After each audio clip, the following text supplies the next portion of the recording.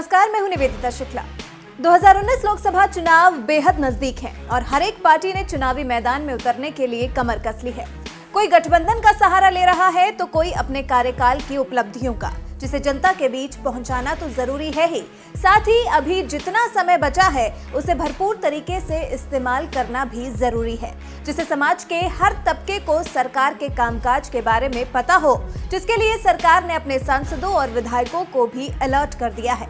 अभी हाल ही में सवर्णों के लिए 10% आरक्षण का ऐलान करने वाली बीजेपी अब 1 फरवरी को जारी होने वाले बजट से भी जनता को अपनी तरफ आकर्षित करने का भरपूर प्रयास करेगी। हालांकि मोदी सरकार की 4.5 साल की उपलब्धियां तो बहुत हैं, लेकिन फिर भी मोदी सरकार 2019 को लेकर कोई भी रिस्क लेने के मूड में नहीं है। इसलिए जो थोड़ा सा नाराज तबका भी है उसे भी मनाने की कोशिश की जाएगी, जैसे कि किसान। सबसे पहले बात करते हैं किसानों की, जो विपक्ष के मुताबिक मौजूदा केंद्र सरकार से नाराज चल रहे हैं। और क्योंकि भारत कृषि प्रधान देश है, तो ऐसे में किसानों का हित सोचने की सरकार की सबसे बड़ी जिम्मेदारी है।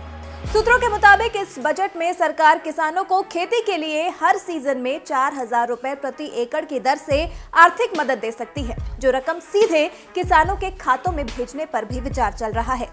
देश में करीब 21 करोड़ 60 लाख छोटे और मंझले किसान हैं, जिन पर सरकार की नजर है। इतना ही नहीं, किसानों को 1 लाख रुपए तक ब्याज मुक्त लोन देने के बारे में भी सरकार विचार कर रही है, जिससे सरकारी खजाने पर सालाना करीब 2 करोड़ 30 लाख रुपए का अतिरिक्त भार पड़ेगा। किसानों के लिए 70,000 करोड़ की खाद सब्सिडी समेत अन्य छोटी स्कीमों को भी शामिल किया जा सकता है। इसके अलावा आज से नहीं, बल्कि मोदी सरकार ने बहुत पहले ही 2022 तक सभी के सिर पर छत देने का वादा कर दिया था। इसी को ध्यान में रखते हुए मुमकिन है कि मोदी सरकार मिडिल क्लास के होम लोन के ब्याज दर में रियायत देकर उन्हें खुश कर दे।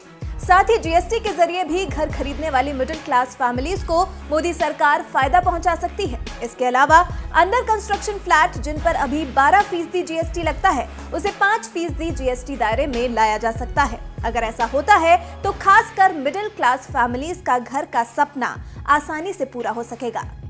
कहते हैं कि उद्योगपतियों को जरूरत नहीं है, गरीबों के लिए सरकार काम कर ही रही है।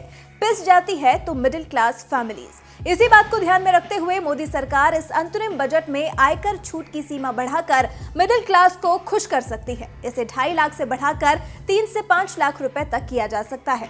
अभी 2.5 लाख तक की सालाना आय पर कोई टैक्स नहीं देना पड़ता है। इसके अलावा एक और तबका है जो मोदी सरकार से बहुत अपेक्षा रखे हुए है, वो है बुजुर्ग तबके की पेंशन की मांग। क्योंकि साल 2007 से लागू बुजुर्गों की पेंशन के मुताबिक उन्हें हर महीने 200 रुपए देने का प्रावधान है, लेकिन बुजुर्गों की मांग है कि क्योंकि पिछले 12 सालों में ये पेंशन राशि बढ़ी नहीं है, तो ये पेंशन राशि बढ़नी चाहिए।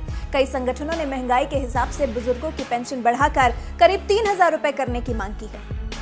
इसके अलावा जीएसटी में रियायत देते हुए पहले तो सरकार ने 99% आइटम्स पर जीएसटी कम की। उसके बाद छोटे कारोबारियों को फायदा पहुंचाते हुए उनकी जीएसटी में छूट की सीमा के दायरे को 20 करोड़ से बढ़ाकर 40 करोड़ कर दिया गया। इसके अलावा अब माना यह भी जा रहा है कि सरकार छोटे कारोबारियों को सस्ता लोन देने पर भी विचार कर सकती है, लेकिन इसका फायदा सिर्फ उन्हीं छोटे व्यापारियों को मिलेगा जिन्होंने खुद को जीएसटी के तहत रजिस्टर कराया हुआ होगा। छोटे कारोबारियों को मुफ्त में दुर्घटना बीमा देने पर भी सरकार विचार कर रही है, जो कि 5 लाख से 10 लाख के बीच हो सकता है। अगर 1 फरवरी को जारी होने वाले अंतरिम बजट में ये सभी ऐलान केंद्र सरकार की तरफ से हुए तो बीजेपी के लिए 2019 लोकसभा चुनाव की राह जरूर आसान हो जाएगी।